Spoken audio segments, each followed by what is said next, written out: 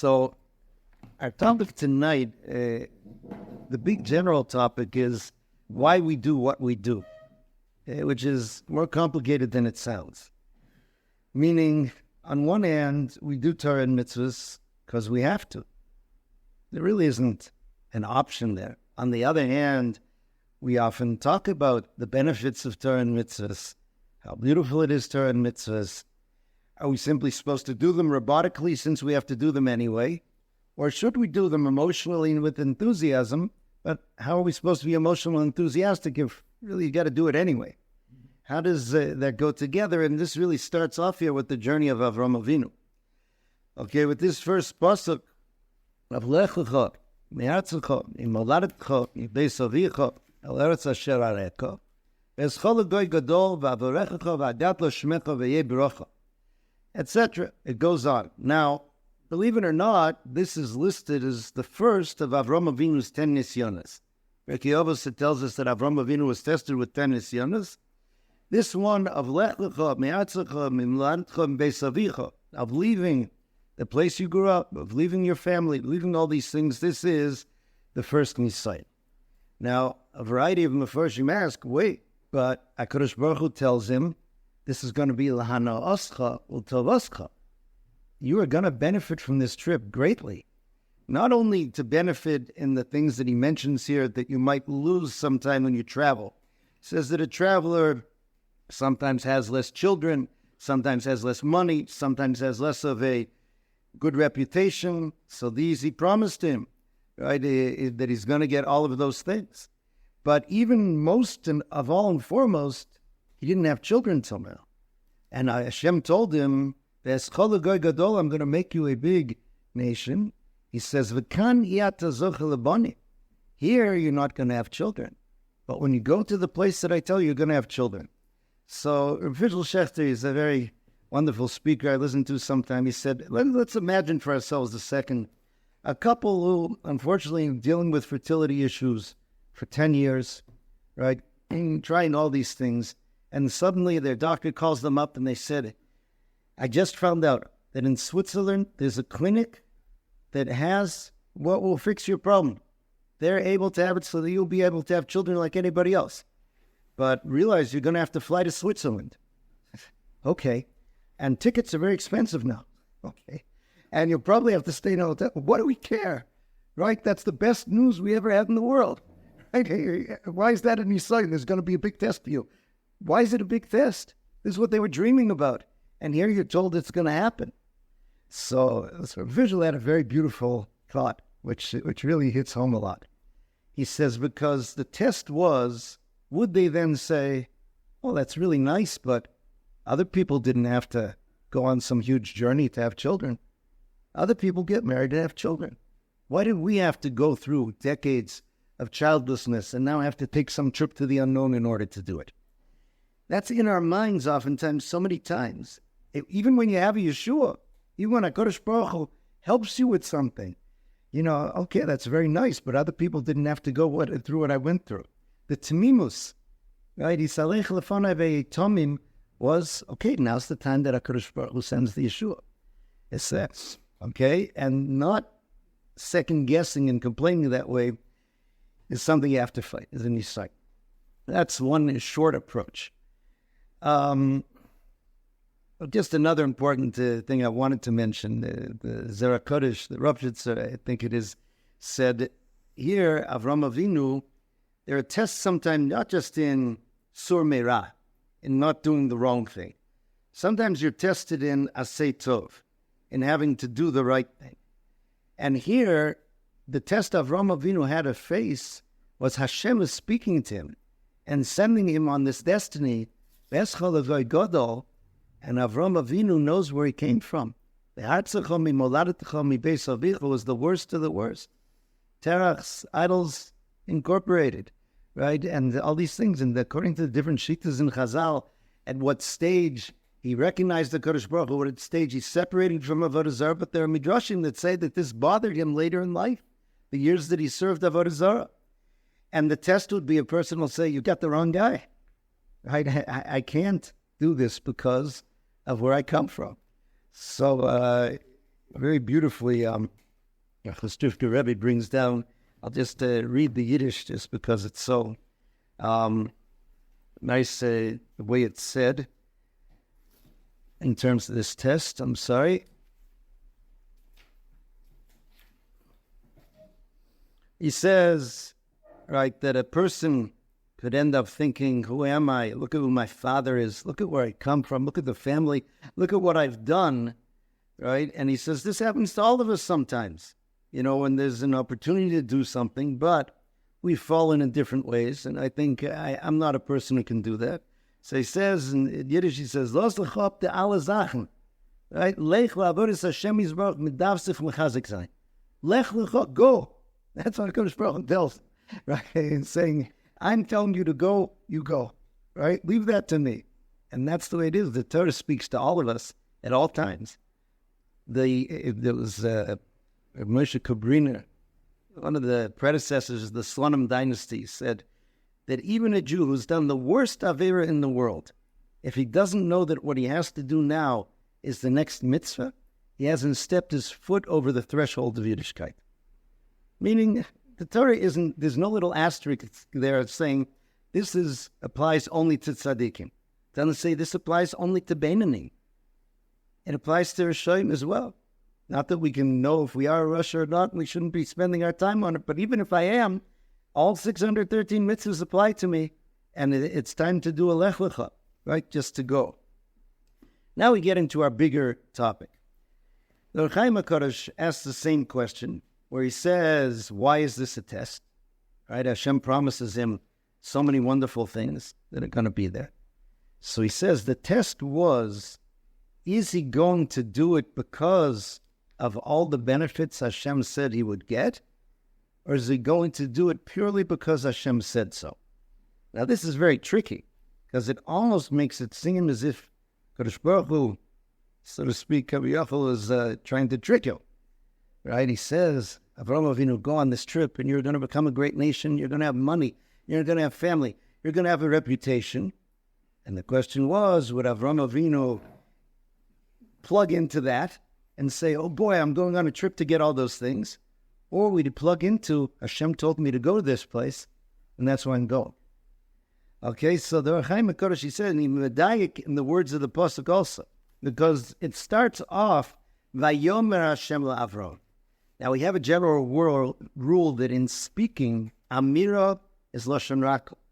It's gentle, right? Like with the Kosomer Lebeis Yaakov, with the giving of the Torah, Hashem spoke to the women. It's interesting. It's all the Rebbe mentioned. Pay attention. It doesn't give a different script for how Hashem spoke to the women and spoke to the men. Kosomer Lebeis Yaakov V'sagid L'bnei Yisrael. They both received the same words, just they were able to hear it differently. It was... But Amir is Lashon Raka, and Dibur is Lashon Kosher. So it starts off, Vayomer Hashem el Avram Lech Lecha. Hashem speaks with Lashon Raka, Lech Lecha, and he tells him how wonderful it'll be. But then, when it says that Avram Avinu went, Vayelech Avram kasher Diber elov Hashem, switches to the Lashon of Dibur, meaning Avram didn't go because of the Amira. Underneath the Amira, he heard, which was really true, yeah, wonderful. Hashem says, you'll get this, you'll get that, you'll get that. The bottom line is, Hashem says, I have to go there. And that's why I'm going. Because I got to go, because Hashem says. And that is something that we're supposed to at least aspire to in our avodah. Now, it's very, very tricky, right? We do know that la'olam, a person should start shalol lishma. Shemitoch shalol lishma bo lishma.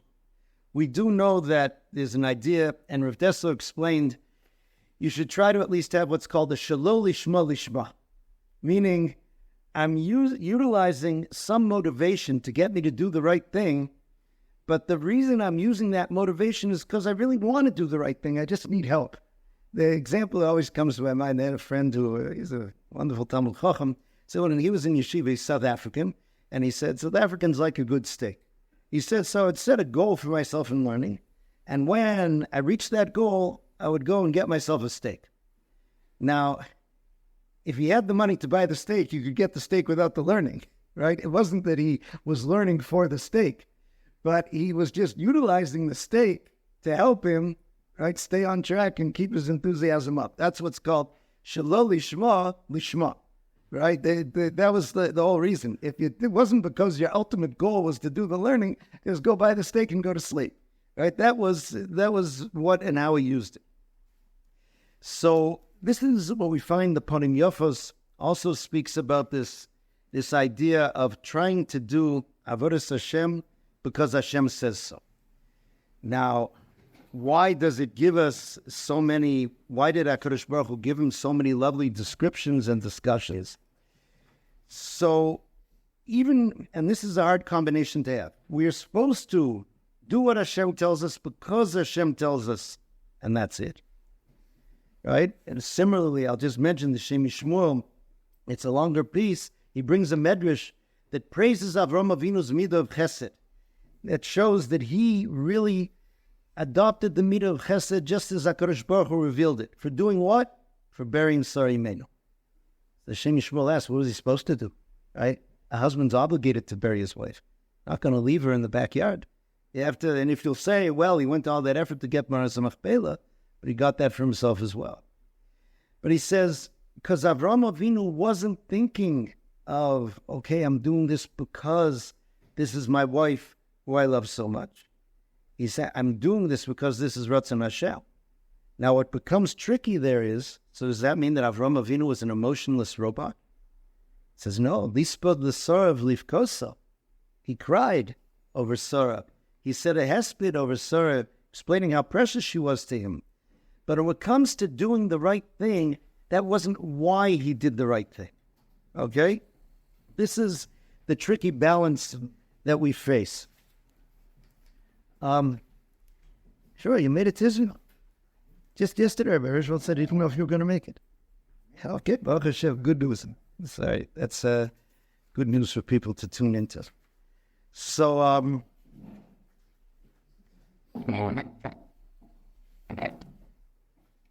okay, so here, right, Avram Avinu tapped into this kasher diber, of doing it because that's what Hashem was. Now, this is really expressed in the Rambam, in Ilvos Tshuva, in a somewhat confusing way. Okay, we're speaking about the concept of Lech Lecha, that Avram Avinu on one hand is given a mission, but he's being promised so many wonderful things that are going to come out from this journey that he's going to take. And yet it's viewed as the first of the tests of Avram Avinu, the first of the Nisyonos. So the Hachaim, Hakadosh, and others say that the test was, would he do this because of the things he was promised? Or was he going to do it because it's what Hashem wants? And that was signaled again, Vayomer Hashem al Avram, that was Lashon Amira, Lashon Raka, with all of the wonderful promises. But Avram went kasher diber, as Hashem said. Now here's what the Rambam says in the 10th parak of Hilchos Tshuva. He says, Al Yomar Odom Hareini Osem Mitzvus HaTorah Ve'osik B'chochmosa Kedei She'akabel HaBrochos HaKsuvos BaTorah O Kedei She'eske L'chaya Olam Haba. It's a very shocking kind of Rambam. He says, don't say I'm doing the mitzvahs and involving myself in learning the Chachma of Torah so that I will receive the brachos that are written in the Torah. And the question pops in our minds, so why are they written in the Torah? Okay. It'll say, oh, Kadesh Eske L'chai Olam Haba. If you'll ask, many people on the street go with the microphone, say, why do you keep mitzvahs? I want to go to Olam Haba. I says, no, that's not why you should be doing it. Ve'evrosh min averos, and I stay away from the averos. Shehiza tor mehem kadesh notzel min haklolos saksuvos. I don't do averos because I read the Tochacha. I saw the different terrible results that could be there. Or kadesh lo kares michai olam haba, that I shouldn't be cut off from the life of olam haba. Ein roi labodus Hashem al derech. It's not proper to serve Hashem in that way. She'ovid al derech zeh hu ovid miyira. You're serving out of fear. Now, fear here takes two forms. There's the fear that I'm going to miss out, FOMO, right? I'm not going to get all those wonderful brachas, and that's why I'm doing these mitzvahs. Or there's the fear that I'm going to get cut off or punished, right, as is described in the Torah. He says that fear isn't the ultimate basis that should be. Eina malas hanavim below malas hachachamim. That's not the level of the Nevi'im or the Chachamim. which again is a very high level, but we're talking here in terms of the ideal. Says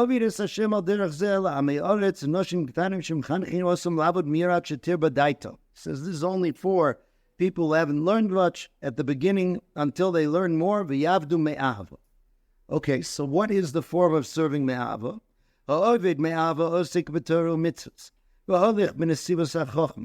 A person who serves Hashem with ava is involved in Torah and mitzvahs and walks in the pathways of the Torah's wisdom. Lo miknei davar ba'olam, not because of anything. Lo miknei yiras hara, not out of fear of negative things. V'lo kedei lirash hatova, and not in order to get the good. Elo oisa ha'emes mipnei shu ha'emes, he does the truth because it's the truth. V'sof hatova lo vo bichlal. And in the end, that the good will come, that's included. It's a very puzzling statement. Let's try to look at it a second. To do the truth because it's the truth. That's what's being talked about here with Avraham Avinu. The brachos that the Torah gives are there. Hashem wants you to receive those brachos. The Rambam says in a previous parak, if you take a look at the brachos that the Torah gives us, right, and a friend of mine spoke about this recently. It really opened my eyes. We look at V'hayim Shema. V'hayim Shema tishmo mitzvah Hashem nachim etzaves kamayom. Li'avos Hashem elkeichem u'ovdo b'chol levavchem b'chol nafshechem. If you listen to these mitzvahs that I'm commanding you, to serve Hashem with all of your heart, right, and all of your soul, what do you get? V'nasati metar etzachem b'ito. It's going to rain the right times. You get grain, you get wine, get olive oil, right? And your cow in the field is going to have grass. You'll eat and be satisfied. That's the reward. That, right? Again, what are you going to get from this? Grass in the fields for my cow, right? So the Rambam explains what the Torah is telling you is, I'm going to remove the things that distract you. If you stick to it, if you try to serve Hashem, and even when it's difficult, so as a reward, you're going to be able to do more. I'm going to take away, right, the financial troubles that you have. I'm going to take away the stomach ache. I'm going to take away these things so that you can do more. That isn't the reward in itself, the olive oil and the wine. Just having the olive oil and the wine in the closet frees you to be able to go on more. But this ultimate way is supposed to be doing it because Hashem says. Now, I heard Rabbi Yonasan David Shlita ask the question, so what does the Rambam mean, V'sof hatova lavo? It almost seems to contradict. You say, I do the emes because it's emes, but I know that Hashem is going to give me all these good things in the end. Right? Who are we kidding? So he says, that's part of the emes as well.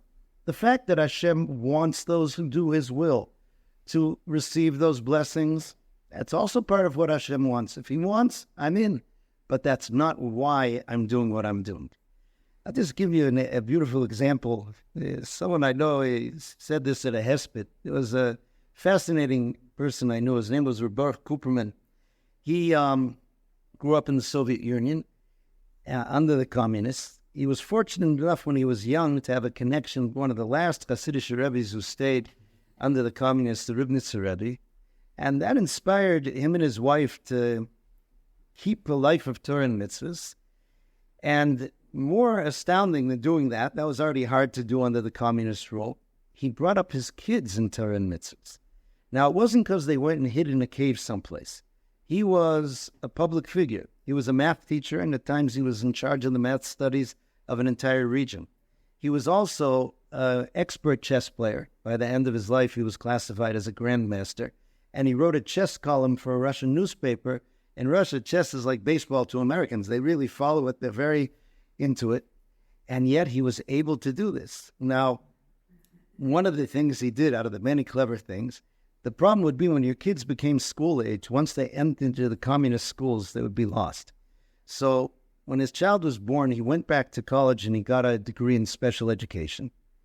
Then, as the child approached school age, he checked in the records and he found a place that had no special education in the schools. He moved there. He bribed the doctor to write a letter that his child needs special education. And he told the local education authority says, as you see, my child needs special education. There is no special ed in the schools. Happens to be I'm certified as a special ed teacher, so I'll homeschool him. And he learned with him Chumash, Mishnayos, and all these things. So this is kind of applying his chess methods against the communists. Now, at his Levi, at his funeral, his son who spoke, he's now the based in Leeds in England, he said, when people hear the stories about what my parents did, they kind of think that, okay, they were still keeping it going, preparing for when they would get out of Russia and rejoin, an Orthodox Jewish community in Israel or America. He says someone who thinks that didn't know what it was like back then. He says for most of the time, that wasn't even on the table. Nobody even thought, they never thought that they would get out. They did it alone. Why? He quoted this Rambam. They did the emes mipnei shoemes, the sofa tovel. So this is what we're learning here from Avram Avinu's Lech Lecha in that way. It's a test, and it's an important test to try to pass. Because if we make our Judaism dependent on benefits that we think we're going to get, we won't have the fortitude to face difficulty.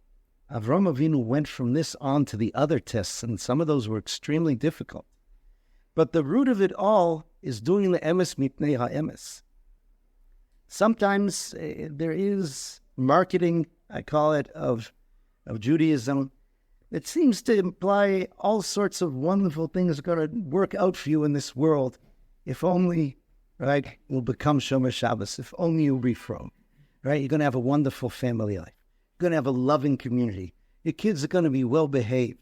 And these implications are there. None of them are guaranteed. Oftentimes, they aren't there. And a person can get I've met people, it's a beautiful thing. They said, you know why I became from? I went to someone's house and I was at their Shabbos table. And I saw their children singing like angels. And each child said a Dvar Torah from the Parsha. I said, that's what I want. Well, that ain't necessarily what you're going to get. And in fact, in that same house, when they hit teenage, I don't know if it's going to be the same. So it can't be that it's dependent on something like that. Oh, but can we not talk about the benefits? Can we not talk about those things? We certainly can, and we're supposed to, but in the right way. Meaning, the basis has to be kasher diber, to do the emes mipnei shoemes. But then, we're not meant to be robotic. We're meant to put our human emotions into it and our enthusiasm into it on top of that baseline of doing the emes mipnei shoemes. Simcha Zissel Broide brings this explanation. Rashi says, why didn't he tell Avram Avinu where he was going? Ela aretz asher ha'eka, his undefined destination. Because he wanted Eretz Yisrael to be chaviv be'einav. Right? When something is, there's anticipation, there's a surprise, there's something that makes it precious. Now, the Rambam, the Sforno, others mention, if you look back in Parshas Noah, it said that Terach and Avram, they were already heading to Eretz Yisrael because it was known that it was a special place, and they wanted to go to this special place. But here, Avram Avinu, right, went for new reasons. The Sfas Emes said he didn't fall into the trap. Sometimes, when a person thought of something and then the rabbi says so, he say, what he said, I was thinking of that. Here, Hashem says, you go. He started a new page, and he went because of that. Reb Simcha Zissel says, that means you were supposed to have your emotions. That is part of how we're supposed to serve Hashem. If the negative side of this idea of I have to do it because I have to do it is, okay, so no use putting my emotions into it because whether I like it, whether I don't, whether I'm enthusiastic, whether I'm not, I still got to do it. No. What's supposed to be done, part of what's supposed to be done is that. And he points to a beautiful line from one of the most beautiful piyutim that we say on Yom Kippur. Asher ometz k'vurasecha. It's a piyut that alternates between describing the malachim, the angels, and how they sing and how they do. And that's an expression of Hashem's power. But Ratzisa Basheva, I prefer the praise, and says what human beings do. And one of those lines is Ratzisa Bashevech Mehomi Barekesh. You wanted the praise of those who were moved by their emotions. Meaning, that is part of how Hashem created us, and that we're supposed to do. We're going to open parentheses a second. I'd referred to it once a little bit back, just to apply that to his beautiful explanation of Zissel Broide of the argument between Cain and Hevel. He says, when we look at the story, Cain came up with the idea of the korban. Cain had, and he understood the korban, and yet, Chazal say, Rashi brings it down, it's signaled in the pasuk, that he brought from the worst of the produce. They say, brought a source said it was flaxseed. Was he cheap? An entire planet, fields, trees, everything, and you bring a handful of flaxseed as your korban? Hevel, it says in the pasuk, brought mi bechoros tzono michel be'en. Hevel brought the fattest of the sheep, the choicest of the sheep. And then the Torah talks about this mysterious discussion that they had, and then Cain kills Hevel. He says that there was a very big theological discussion going on. Cain understood the idea of a korban, but he recognized a great danger in the idea of a korban, which, if you want to have a Scrabble word to win with, anthropomorphism, meaning attributing to God human things, right? If you're taking a korban and you're taking something physical, so to speak, and you're giving it to God, suddenly that's a very tricky tightrope to have to walk. And Cain felt, if I start going around and trying to take something beautiful and making a lovely fruit basket for Hashem, that is physicalizing HaKadosh Baruch Hu. I want to show that it's just the soul of the matter that means you take something physical to do the action because we're in this physical world, but don't think that God's looking at the menu saying, oh, I wonder what Cain's going to serve today, right? Boom, flaxseed, that's it. And he sees Hevel going around pinching the sheep to see who's got the juiciest lamb chops. He says, Hevel, what are you doing? He says, well, I'm going to bring a korban too, so I want to bring the nicest one to HaKadosh Baruch Hu. He says, you think HaKadosh Baruch Hu cares about barbecue? He says, I want to bring what's nice. And Cain says to him, that is heresy. You're not because. And then it happens that Hashem turns to Hevel's korban and ignores Cain's korban. Now Cain is in a theological corner. According to his svara, his understanding, that makes no sense. There's no reason Hashem should prefer lamb chops to flaxseed, right? To say so. So that's why he came up with this strange idea that maybe HaKadosh Baruch Hu doesn't see everything, right? That's why he answered Hashem. Hashem said, hey, Hevel Achicha, where's your brother Hevel? No. Who do you think you're talking to? Because at that point he felt Hashem misses some things. That's what happens. And the discussion with Hevel is brought down in the Targum Yonas, and we'd mentioned before that Hevel said, Is din v'is dayan. There's a judge, right? And there's a judgment, and Hashem chose my korban. Cain said, less din v'less dayan. No, there isn't, right? And if you're saying that Hashem prefers lamb chops, I killed you. Who was right? So he says, clearly Hevel was correct, right? The idea is,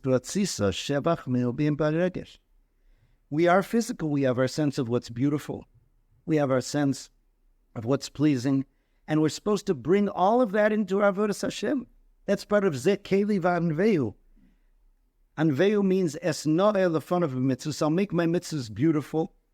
And V'Anveu means also anivuhu. Me and HaKadosh Baruch Hu. That's how I join to HaKadosh Baruch Hu, because that's part of my ani. So here we have to have the combination of the two.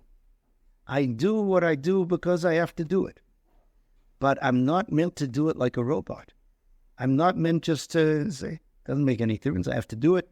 I do it. No, now put your heart into it. Put your individuality into it.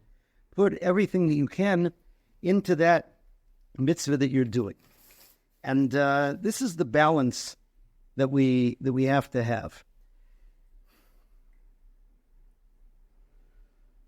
I've mentioned it before at time. It's something that made me feel somewhat guilty, and probably with good reason, but nonetheless, I felt better afterwards. There was a young man in the town I grew up in who was a brilliant fellow in one of the universities, and he started learning Musar, and he started taking on Musar exercises. So every day after Shachris, he went to every person in the shul, and he would come with a big smile and say, good morning, how are you? Good morning, how are you? Good morning, how are you? He did that to every person, and it drove me mad. it really bothered me. I tried to come up with clever ways to avoid him. I would go and I was still afraid that 9 p.m. he'd ring my doorbell, Mary B, good morning, how are you? Right? And I thought, what an evil person I am. That this bothers me. This fellow's trying to do a nice thing. When I came there at Zissel, one of my Rebbeim told me something that he heard from his Rebbe, from Rav Hutner, that helped me. He said that a Talmud came to Rav Hutner and asked, when will be the Rosh Hashiva be home on Chol Hamoed? He says, why do you want to know? He says, because it says, a person's supposed to visit his Rebbe on the Yontav. He told me, he said, don't make me the lulav that you shake. Meaning, I'm not an object, right? Don't look at this as an equation. I have this on my checklist. I have to visit Rabbi. I'm the Talmud. You're the Rabbi. When do I do this? The Torah is guiding you to how you're supposed to feel. You're supposed to feel and develop a connection. That means that that's part of the Simcha of Yontav. That's what you're supposed to do. The Piasetzner Rebbe phrased it so beautifully. He says the Torah doesn't just want you to do good. The Torah wants you to be good. We're supposed to hear that message as well. So that's what's tricky. When a poor person comes and asks for money, you have to give him money. It's a mitzvah of tzedakah. But don't say, okay, it doesn't matter who you are, what your problem is. I got to do it. You're dealing with people. The Torah wants you to be a person and the other person to be a person. And that's how you're able to do the two. You go with the Lech Lecha me'artzecha, you go kasher diber. Hashem said. But Hashem's telling you, but I want you to love Eretz Yisrael. Yes, that's the place I picked for you. You didn't pick it. It's true. You got to go there. I didn't give you a choice. You couldn't choose Australia. You couldn't choose this. Eretz Yisrael, that's it. But I want you to love it. I don't want you to go there robotic. This is the balance that we have, and especially now when there's so many things of chesed, unfortunately sometimes sad chesed. The Blucher Rebbe also mentioned, he said, I don't want somebody to come be menachami, he was sitting Shiva, who's going to treat me as the chefze to their gavra, right? Who's going to make me the object of their obligation and walk in and say, okay, here you are, there's a mitzvah, nichem avelin, I'll sit, I'll say, amokim menachem eskem, etc. I need people to understand that I'm a person, and I need them to come as Krikum Lishna. Hopefully, it's Hashem will be able to do this with all the simchas that we have and being able to do this in good ways as we continue the journey of Avraham Avinu, doing it in the way that he did. We should be zocheh to fully inherit Eretz Yisrael, right? And v'ezcha l'goy gadol avorcha mevarchecha v'kalelcha la'or. Kedi Rotz.